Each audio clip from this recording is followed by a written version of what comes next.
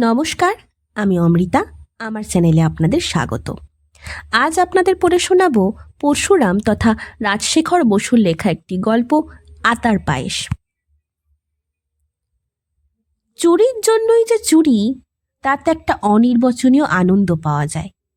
দেশের কাজে চুরি, সরকারি কন্ট্রাক্টে চুরি, তহবিল তছরূপ, পকেট মারা ইত্যাদির উদ্দেশ্য যতই মহৎ হোক, তাতে আনন্দ নেই, শুধু স্থূল স্বার্থসিদ্ধি।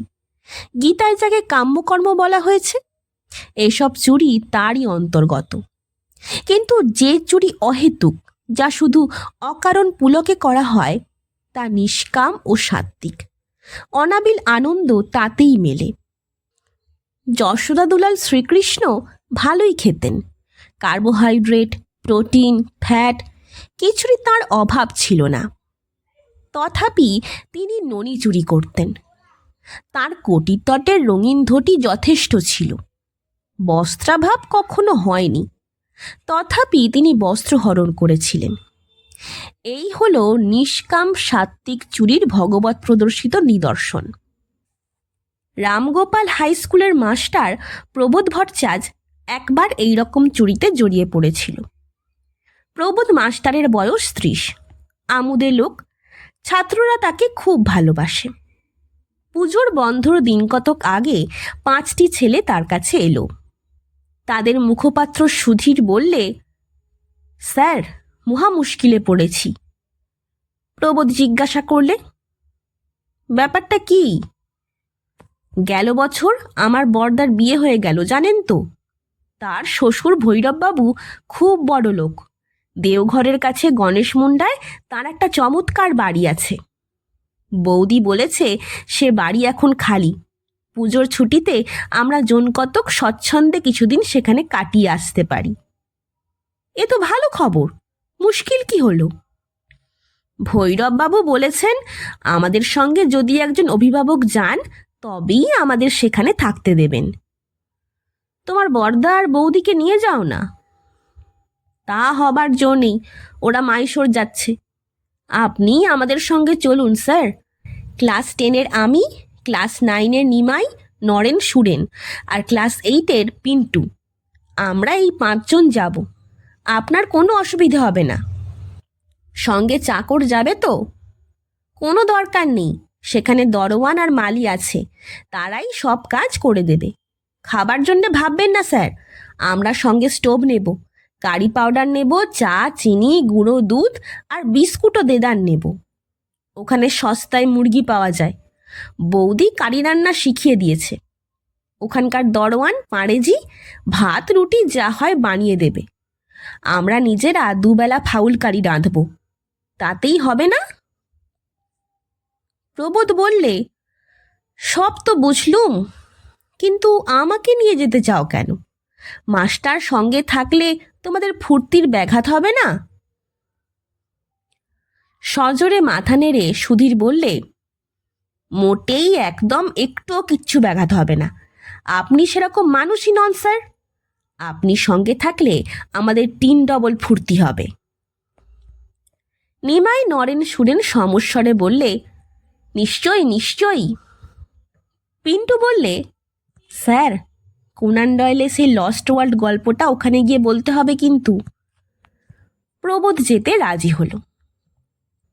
দেওঘর আর যোশীরির মাঝামাঝি গণেশ মুন্ডা পল্লীটি সম্প্রতি গড়ে উঠেছে। বিস্তর সুদৃশ্য বাড়ি, পরিচ্ছন্ন রাস্তা, প্রাকৃতিক দৃশ্যও ভালো। ভৈরববাবুর অট্টালিকা ভৈরব কুটির আর তার প্রকাণ্ড বাগান দেখে ছেলেরা আনন্দে উৎফুল্ল হলো এবং ঘুরে ঘুরে চারদিক দেখতে লাগলো। বাগানে অনেক রকম ফলের গাছ, গোটাকতক আতা গাছে বড় বড় ফল ধরেছে। অনেকগুলো একেবারে তৈরি, পেরে খেলেই হয়। প্রবোধ বললে, ভারী আশ্চর্য তো, ভৈরববাবুর দরওয়ান আর মালি দেখছি অতি সাধু পুরুষ। সুধীর বললে, মনেও ভাববেন না তা, আমি এখানে এসেই সব খবর নিয়েছি স্যার। দরওয়ান মেহিপাড়ে আর মালি ছেদি মাহাতো, এদের মধ্যে ভীষণ ঝগড়া। দুজনে দুজনের ওপর কড়া নজর রাখে। তাই এ পর্যন্ত কেউ চুরি করবার সুবিধে পায়নি। প্রবোধ বললে, আত্মকলহের ফলই এই। পাড়ে আর মাহাতো যদি একমত হতো তবে স্বচ্ছন্দে আতা বেচে দিয়ে লাভটা ভাগাভাগি করে নিতে পারত। নিমাই বললে, আচ্ছা স্যার, আমাদের দেশ নেতাদের মধ্যে তো ভীষণ ঝগড়া, তবুও চুরি হচ্ছে কেন?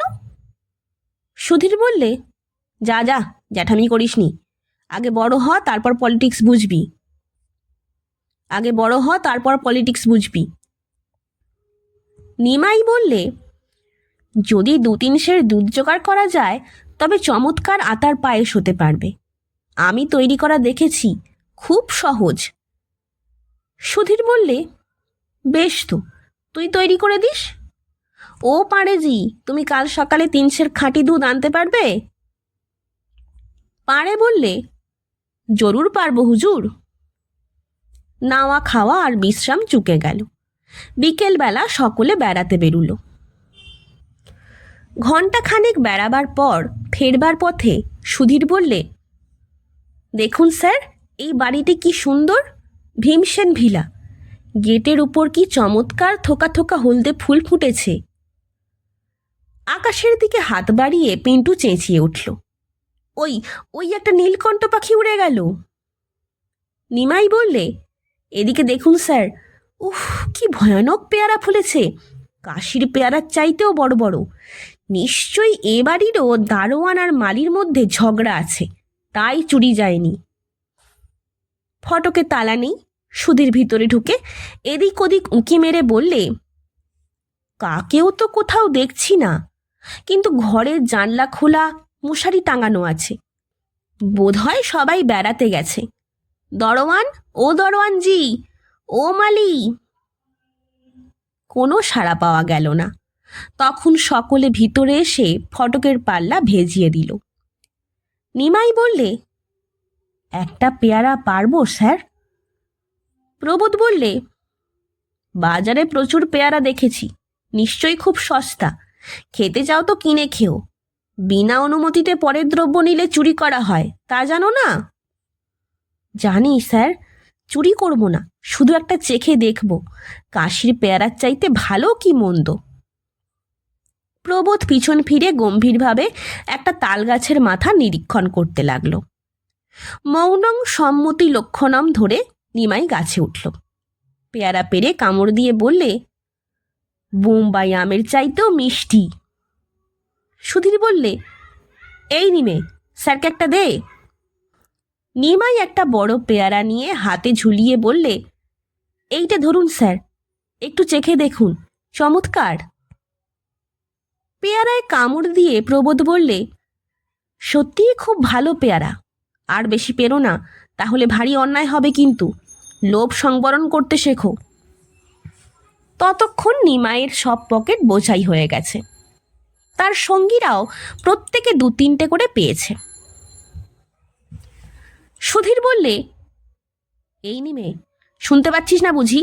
স্যার রাগ করছেন, নেমে আয় চট করে, এক্ষুনি হয়তো কেউ এসে পড়বে। হঠাৎ ক্যাঁচ করে গেটটা খুলে গেল। একজন মোটা বৃদ্ধ ভদ্রলোক আরেকটি রোগা মহিলা প্রবেশ করলেন। দুজনের হাতে গামছায় বাঁধা বড় বড় 2টি পোঁটলা। নিমাই গাছের ডাল ধরে ঝুলে ধপ করে নেমে পড়ল। বৃদ্ধ চেঁচিয়ে বললেন, অ্যাঁ, এসব কি? দল বেঁধে আমার বাড়ি ডাকাতি করতে এসছো? ভদ্রলোকের ছেলের এই কাজ? ঝম্বু সিং, এই ঝম্বু সিং, বেটা গেল কোথায়? পোঁটলা 2টি নিয়ে মহিলা বাড়ির মধ্যে ঢুকলেন। ঝম্বু সিং এক লোটা বৈকালিক ভাং খেয়ে তার ঘরে ঘুমোচ্ছিল। এখন মনিবের চিৎকারে উঠে পড়ে চোখ রগড়াতে রগড়াতে বেরিয়ে এলো। সে হুঁশিয়ার লোক, গেটে তাড়াতাড়ি তালাবন্ধ করে লাঠি ঠুকতে ঠুকতে বললে, হুজুর, হুকুম দেন তো থানে মে খবর দিয়ে আসি। হো বৈজনাথজি, ছিয়া ছিয়া, ভদ্র আদমির ছেলে আর এহি কাম। হুজুর বললেন, খুব হয়েছে, ডাকাতরা চোখের সামনে সব লুটে নিলে আর তুমি বেহুশ হয়ে ঘুমোচ্ছিলে। তারপর মশাইদের কোত্থেকে আগমন হলো? এরা তো দেখছি ছোকরা, বজ্জাত করবারই বয়স, কিন্তু তুমি তো বাবু খোকা নয়, তুমিই বুঝি দলের সর্দার? প্রবোধ হাত জোর করে বললে, মহা অপরাধ হয়ে গেছে স্যার। এই নিমাই, সব পেয়ারা দরঞ্জির জিম্মায় করে দাও। আমরা বেশি খাইনি স্যার, মাত্র 2-3টে চেখে দেখেছি। অতি উৎকৃষ্ট পেয়ারা। কৃতার্থ হলুম শুনে। এরা বোধহয় স্কুলের ছেলে। তোমার কি করা হয়? নাম কি? আগে আমার নাম প্রবোধচন্দ্র ভট্টাচার্য, মানিকতলার রামগোপাল হাই স্কুলের মাস্টার। এরা সব আমার ছাত্র। পুজোর ছুটিতে আমার সঙ্গে বেড়াতে এসেছে।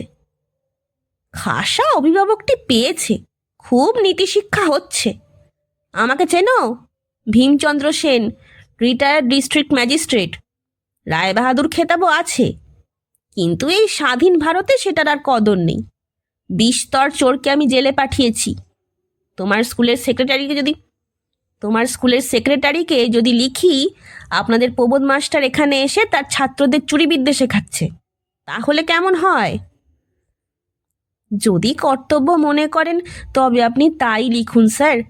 আমি আমার কৃতকর্মের ফল ভোগ করব।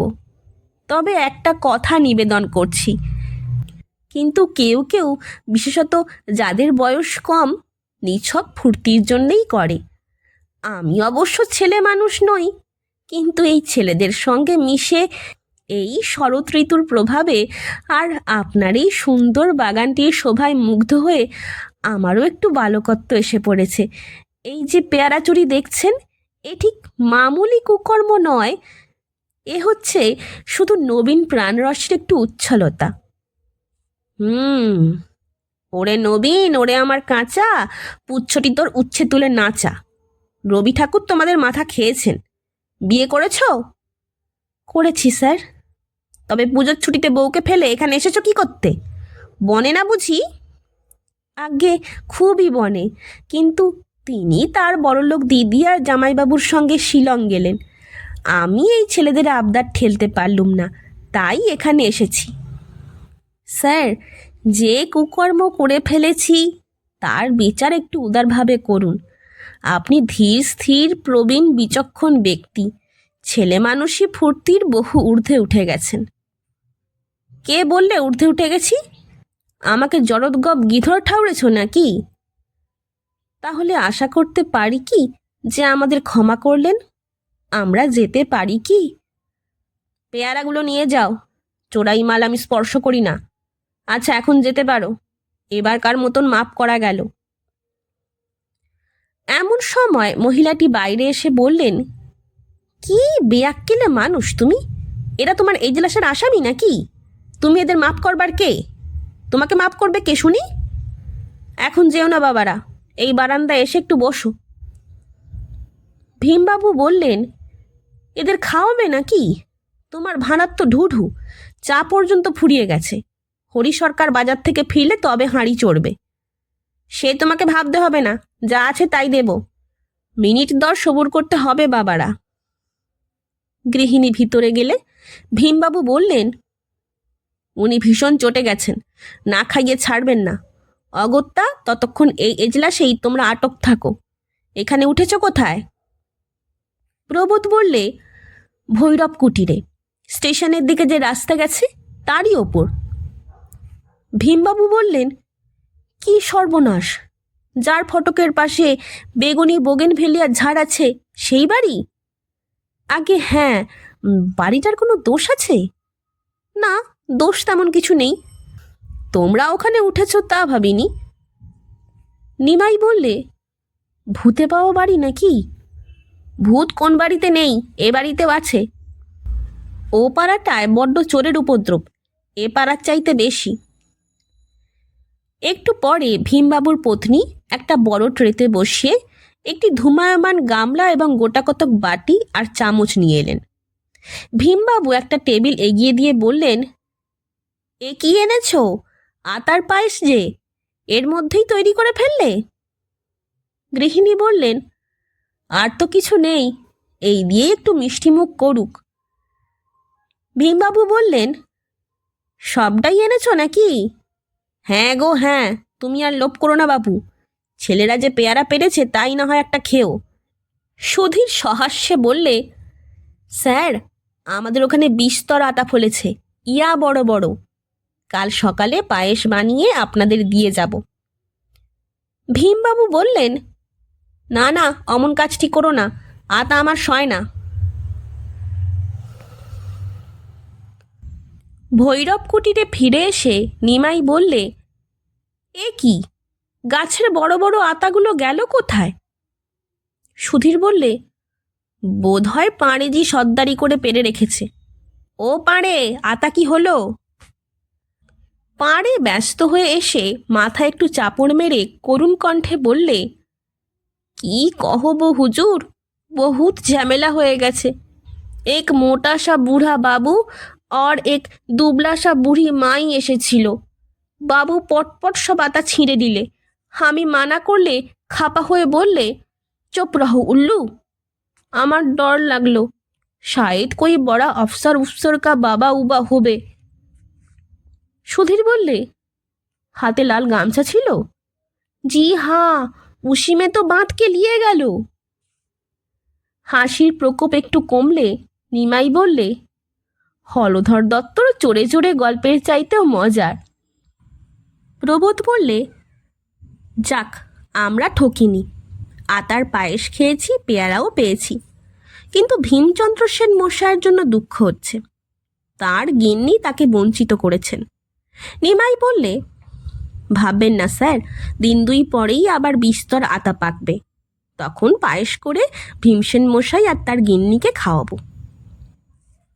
শুনছিলেন রাজশেখর বসু তথা পরশুরামের লেখা একটি গল্প, আতার পায়েস। গল্প পাঠ কেমন লাগছে তা আমাকে কমেন্টের মাধ্যমে জানান। যদি ভালো লাগে তবে লাইক, শেয়ার এবং সাবস্ক্রাইব করে পাশে থাকবেন। ধন্যবাদ। নমস্কার।